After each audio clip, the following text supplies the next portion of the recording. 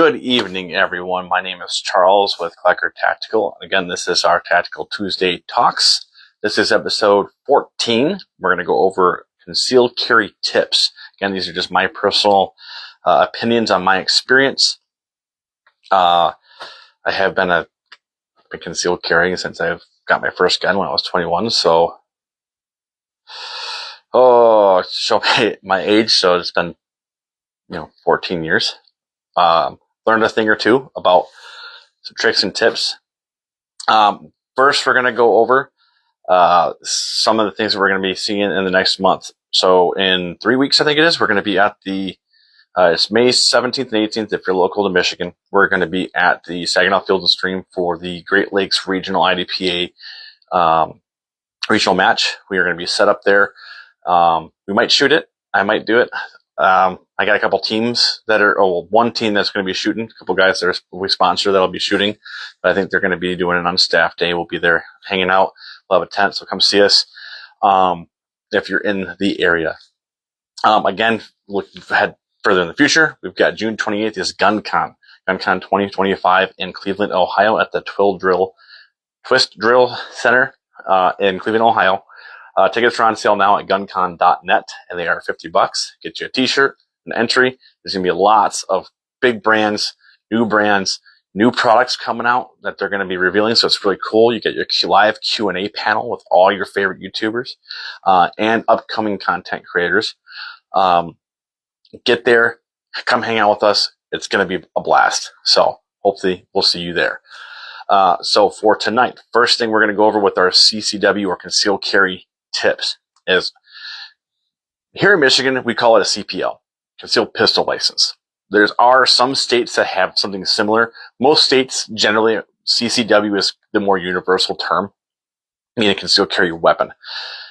So Michigan being concealed carry pistol is very specific to a pistol, whereas other states have a little bit different ruling on what they consider to be concealable weapon, right? Which it kind of changes how you're going to carry and what you're going to carry. We're just going to be really mainly focusing on handguns. There's a whole bunch of other stuff you can get into. We might mention it. We might go over it, but we're going to focus on the handgun portion, the main tool. All right. So first, your selection of that blaster that you're going to carry for self-defense. That cordless hole punch, that Freedom Scene ejector, however you want to call it. We want to fit something that fits us. A lot of times you get a lot of recommendations from people that something with a safety until you get used to it. So no safety is with your concealed carry. That's one less thing you have to think about. I agree with that statement. But again, it comes down to whatever's comfortable for you. Go to the range. Go somewhere that has guns that you can demo, that you can try. You can get in your hand and see what's going to be comfortable. Smallest is not always the best, especially depending on how big your hands are or what it could be. Small guns are not easy to shoot, but they are for defense, right? So I never recommend anybody for their first time to get one of those micro pistols as your first one. Get something that's more compact, even full size. Are they less concealable? Yes, but they're easier to learn and keep your fundamentals with the larger framed pistol than it is with the micro. But pick something that's going to fit you. If you are a small framed guy or gal, you're not going to want to carry something with a 5-inch barrel and a 20-round extended magazine. It's probably going to print, and printing is that outline that everybody else can see when you're concealing a firearm that's showing through your clothing. And so we'll get into how to negate a lot of that, where you can make it almost completely disappear. But fit something that's going to fit you comfortably, not too comfortably, because they're not supposed to be comfortable. It's a self-defense tool. You're not wearing your sweatpants that are comfortable. You're going to know it's always there. It's going to be a little bit of discomfort, but it's comforting. You know what? I know there's a guy, you'll probably heard that a lot. I kind of want that constant reminder that I have it. But I do want it to be comfortable. I don't want to have hot spots and sores and rubbing the wrong way. So comfortable in that way. Easy to use. So an easy to use firearm would be something with controls that are not super flush. Something that you can get to the controls well, that you can shoot well, that fits your hand well, has good texturing, all that stuff. Go out, find the firearm that's going to fit you best, and carry it. Next is clothing. How are we going to wear our clothing different? So I usually wear baggier clothes. I don't wear anything that's super tight and to begin with. But since I started carrying, I've always gone about 2 sizes up from my waist to accommodate for carrying not only my gun in the holster, but an extra spare mag and whatever else I need. So I'm always at least 2 sizes above. And it changes for everybody and how your body shape is and how you feel comfortable. But you can also get away with just extra stretchy elastic waistbands. All depends on how it fits you. Shirts, I'm 240 pounds and 6'1", so I'm usually an XL to a 2XL depending on who makes it. I like my shirts to be bigger. I also have the dad bod going on, so I don't like to flaunt tight clothing that shows it too much. I got a tactical muffin top, and I don't always want people to see it. So that's why I'm usually always wearing either overshirts, button downs, hoodies, things like that, even if it's like 90 degrees outside. Anyway, that does help me though, because I am wearing an oversized baggier shirt. I can conceal carry a much larger framed gun and accessories. So belts is another thing. If you're not big on belts, then concealed carry is going to be difficult for you.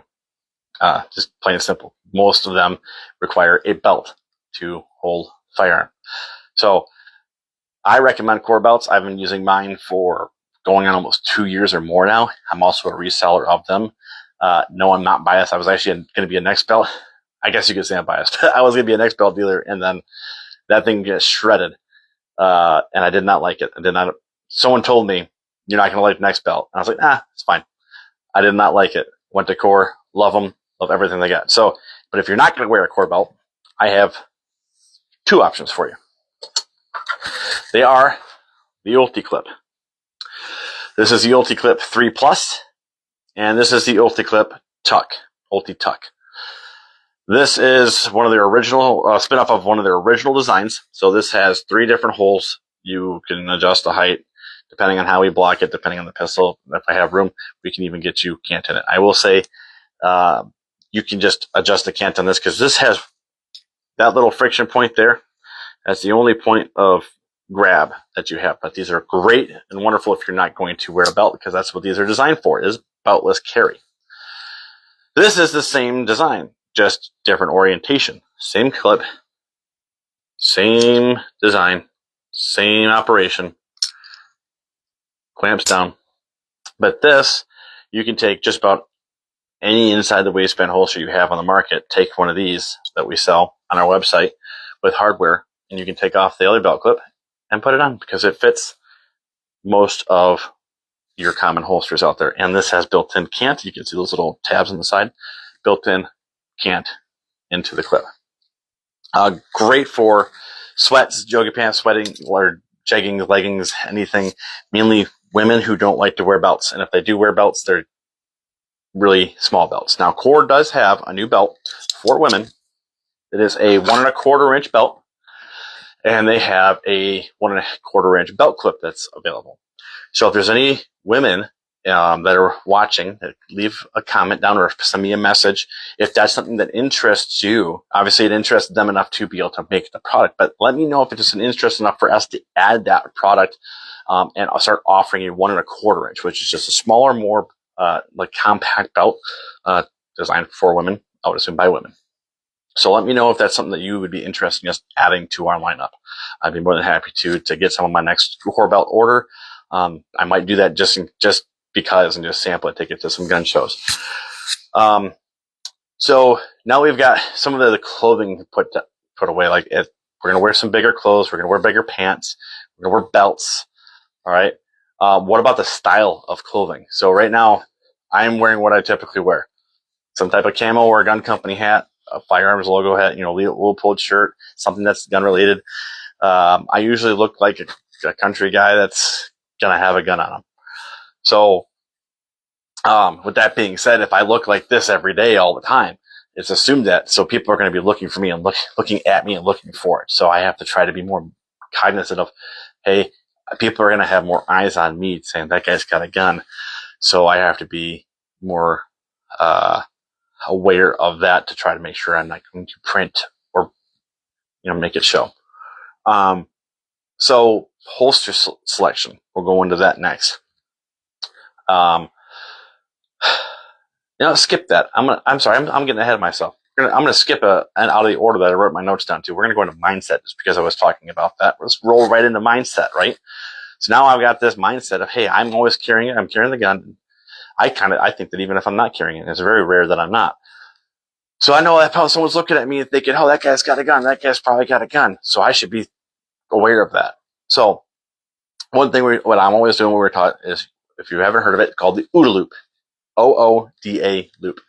So the OODA loop, I think this was designed by an Air Force pilot back in, I'm not going to tell you the date because I will josh that up, but it was his process of constantly being in this cycle of thinking. So orient, observe, decide, act, repeat, loop it.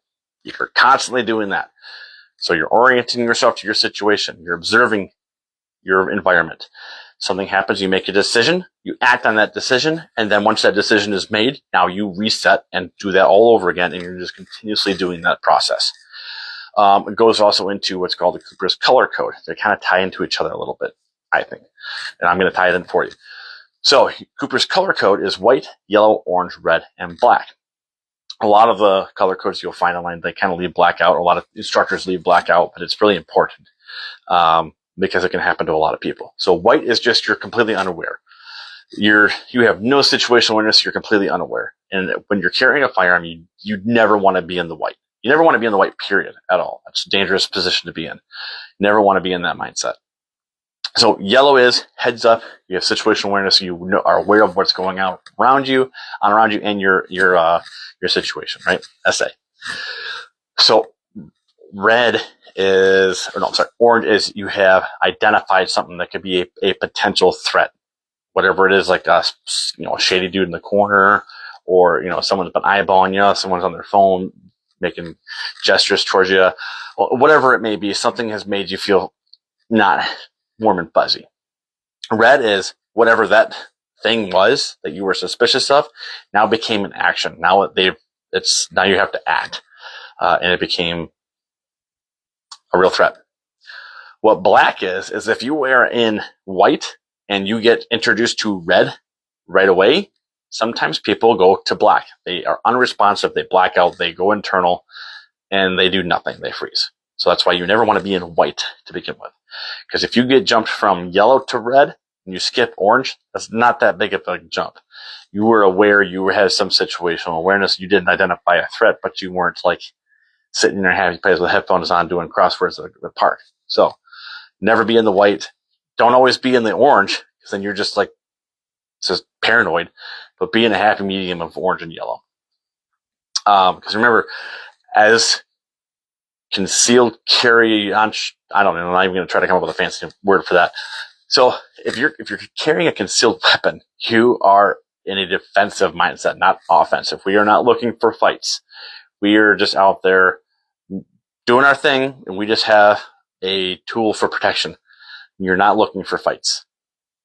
You are prepared to deal with one if it comes to you, but you're not looking for it. So remember, you're going to have a defensive, not offensive mindset. One, we are also not police officers or certain agents that are actually going out there looking for fights and problems. So now we can go into holsters, right? Now we can go into your holster selection, which is going to be kind of crucial to, or ties into your clothing and your firearm selection. So if I pick a small micro compact carry, I could probably stay generally loose fitting, but not like super extra big, because it's a smaller firearm. With a smaller firearm, I don't have as much holster either, so I don't have to take that into consideration. Now I can get into things like pocket holsters or like trigger guard holsters, where I'm just covering the basics and I can just drop it in my pocket, or a backpack or a pack, something like that. The Ulti-Clip is great for those. Once you start getting into your subcompacts, micros,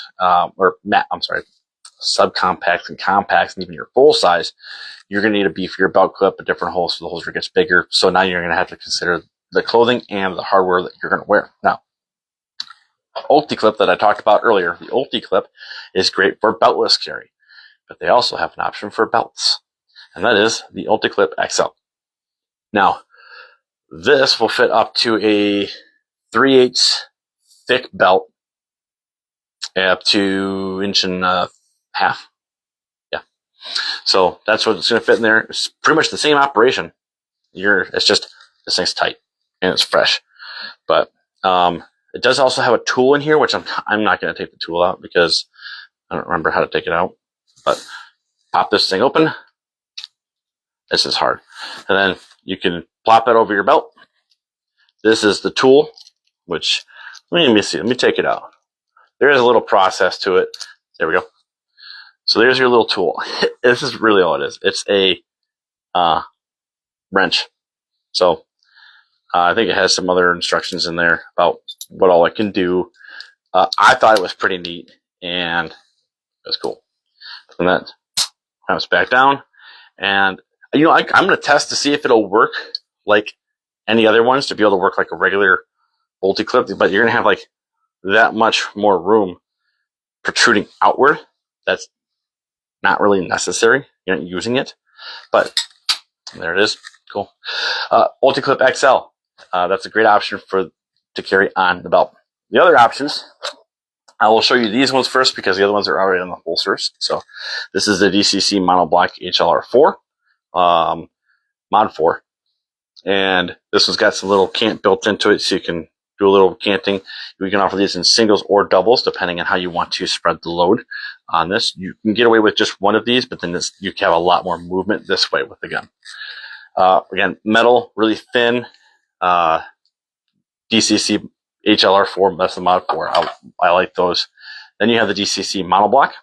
So essentially, that clip, but oriented the different way. This also does share the same whole mounting pattern as all of majority of the holsters out in the market. So we also do have these as an available accessory that you can order by itself with the hardware. So you can attach this to a current holster that you have from us or someone else that you don't like the belt clip and you want to upgrade to the DCC Monoblock. You can just buy this with the hardware.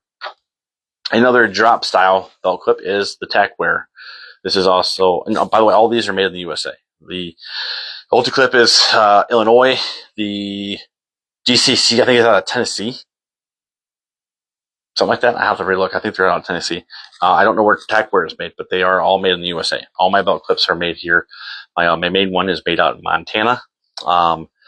And my QLS Forex Blade Tex, those are all, every attachment is made in the USA. This is the other one that's just like the DCC HLR Mod 4. It's just a plastic version. It has got 4 positions for height. No cant built into this. A little bit thicker because it's plastic. It has to be more durable, but I've never had one of these break. The other one we'll go into is our standard. But what I'm going to show you first is this whole time, and I've been not in full frame, but I actually have 2 guns on me and 3 extra magazines. So with this, I can conceal quite a bit. I'm not, as you would say, would be considered to be printing. Now, I'll show you if I can get it to do it. If it shows up, that's printing. Yeah. Or this is printing. You can see right there. That's what I'm talking about when I mean printing. So if I pull my shirt there and tight, you can see that little grip sticking out. That would be printing. You want to avoid that. So some of the things you have to think about when you're printing is body movement. So if I'm going to bend down to grab something and I'm just wearing a t-shirt and it comes up over my gun, or even if I have this and I bend over and now I have this sticking out, obviously this is an oversized shirt, so it's not going to do that. Now that's going to be a problem, right? So why don't I do this? Let's take this out shirt off. Okay, so now I have this. This is open carry, right? Now let's see if I can conceal it. I can. Look at that. Because our OWB standard fits nice and tight to the body, I can conceal this pretty well. So I could this is a Glock 45, so it's full-size grip. If I had something smaller, it'd be a little bit easier. But if I bend over, oh yeah, there it is. You can see that. If I twist and I go to grab for something on the top shelf. Nope, there it is. So I have to be mindful of all that stuff. I carry appendix, so it's bending over. I get to about here. Yeah, I can bend over more. It digs in, right? So this, I have to be very cognizant of that. Just open carry. I only do this for gun shows when I carry like this, or fall and winter when I can carry it with that jacket like I was wearing. But and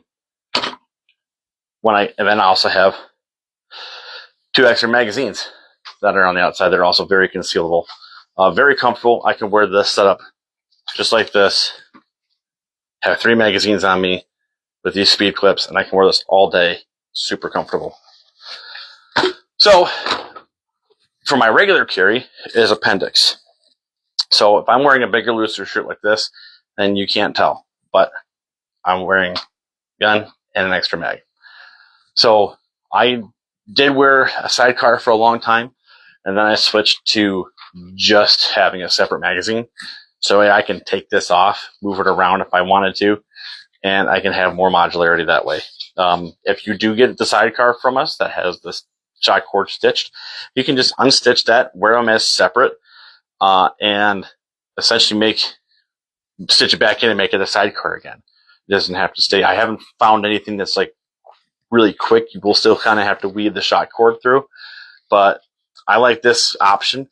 So that way, if I wanted to take this mag carrier and space it out more or less, make it tighter, make it further away, or even throw it fully on my hip where it's just completely on the other side, because that's how my battle belt's set up. So that way my draw and techniques for grabbing for mags is all the same. It all depends on what you want to do, but it's an option. So this is the M&P.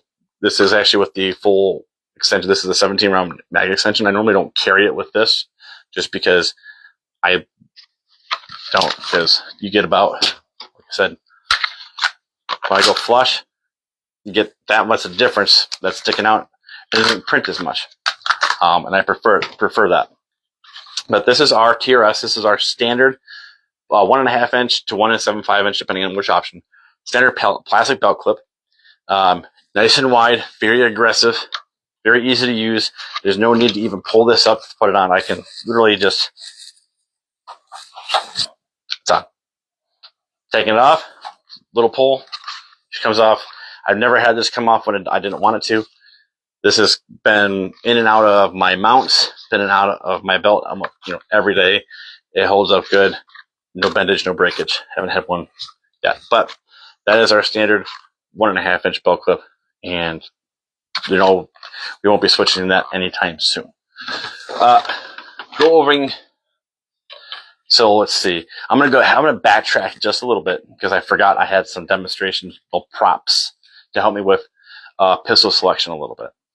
Because I think we covered everything when it comes to holster selection, different types of mounting clips. I'm all over the place tonight, sorry. But I didn't mention the claw. Because I have that sitting here too, the claw. So this is our concealment claw. You can see there. I have customized mine a little bit, but a little bit too aggressive even with the small one. This is that appendix concealment claw. I get a lot of questions about what this is. This is our mod wing. So if you're going to see this in the spare mounting hardware, this is a mod wing concealment claw kit.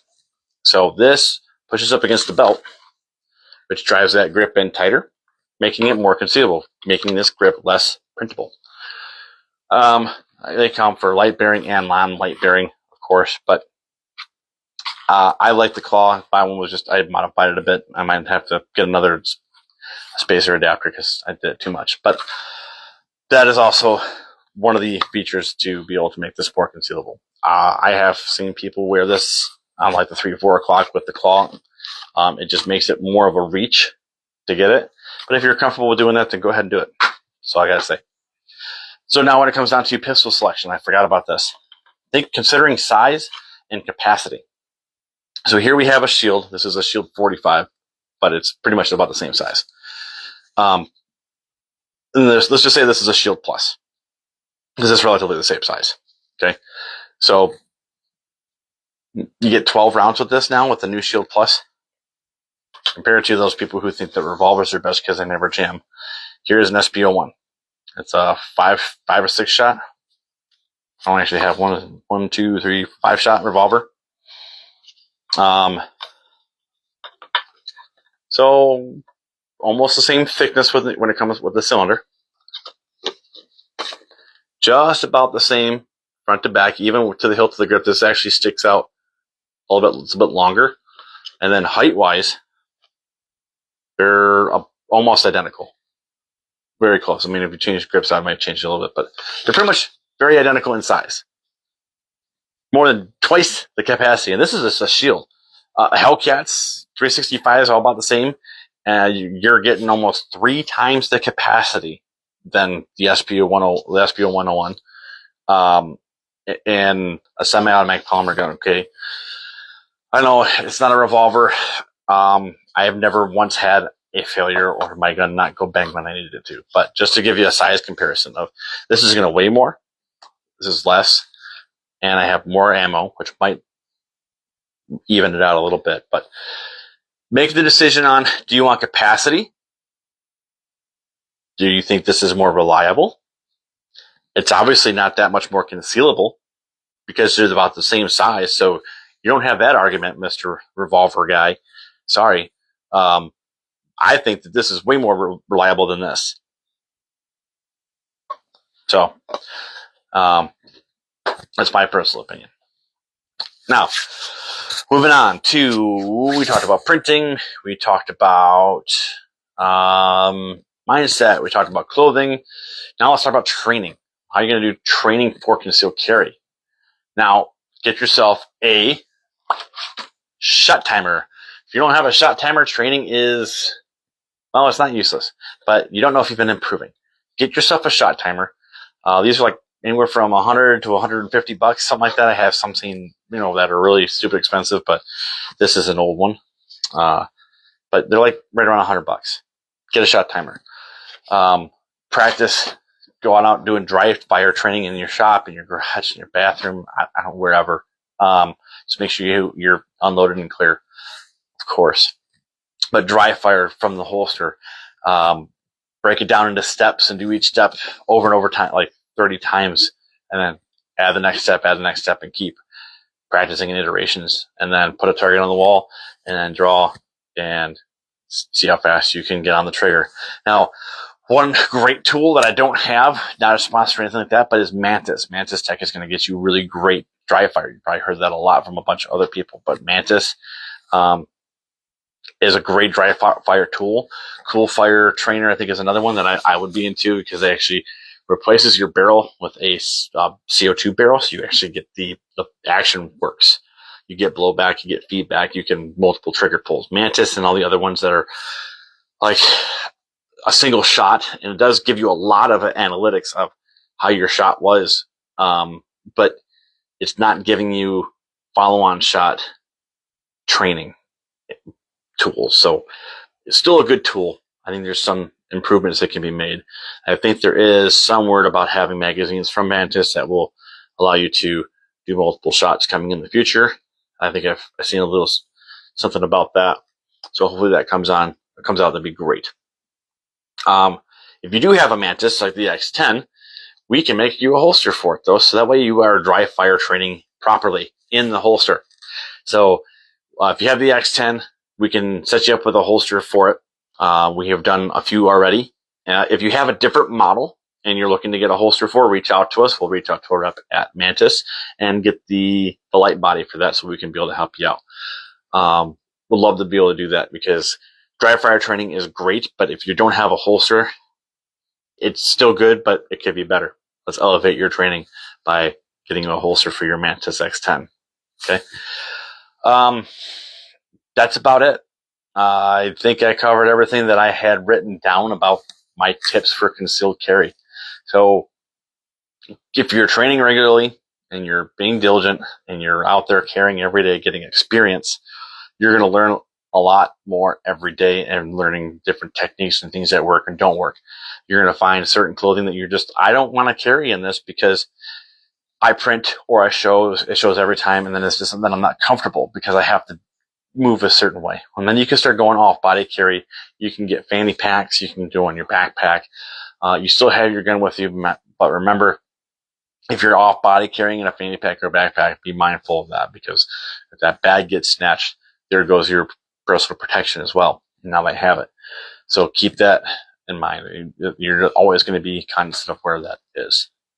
But for tonight, that's going to be it. Let's see. Oh, right on time. About 30 minutes. So if you have any questions, or you would like to give me an idea for next week's show, shoot us a message or comment on this video once it comes out, and we will try to do that. As of right now, it is going to be military versus civilian training is what we have planned for next week. Basically, we'll dive into difference in instructors, different in techniques, different in progression of training, things like that. We'll probably have a guest on to talk about that if they're available. If they're not available for Tuesday for live, then we will most likely just pre-record that and just post it on Tuesday, which brings me into my last final point here, is that this is probably going to be the last Instagram live of Tactical Tuesday Talks. Not because I'm going to stop doing it. I'm going to continue doing this, but I'm going to move it to either YouTube Live or a platform where I can get a better quality recording versus what you're getting from this, because it has to downgrade the video so much to stream it live. So we're either going to just start pre-recording and just posting it on Tuesday, and then if we have a guest, then that's when we'll do live. But if it's just me, then I'm probably just going to pre-record, and we will do that in the future. I know YouTube is not as gun friendly as surprisingly as Instagram is, because I can show much more on Instagram Live, but we're trying to also build the YouTube. So if you're watching this too, please go over to our YouTube and give us a subscribe there. Check out our content there, like, comment, subscribe, the whole bit. It does help. If you have a channel and you're building one, then you understand that it does help. So that'll be a thing that we're going to start to implement starting next week. So again, if we have live guests and it's just easier to go Instagram Live, then we'll do that. But going forward in the future, we're going to move from Instagram Live to YouTube Live. All right. So I have nothing else for you all tonight. Hopefully you learned something. Hopefully you hate me just a little bit more now for some reason, and I don't care. It's all right. But we'll see you next week at Tuesday, hopefully at 9 p.m. lives at either Instagram or YouTube. We will come to that road when we get there. But you all stay safe, carry with confidence, and we'll catch you on the next one.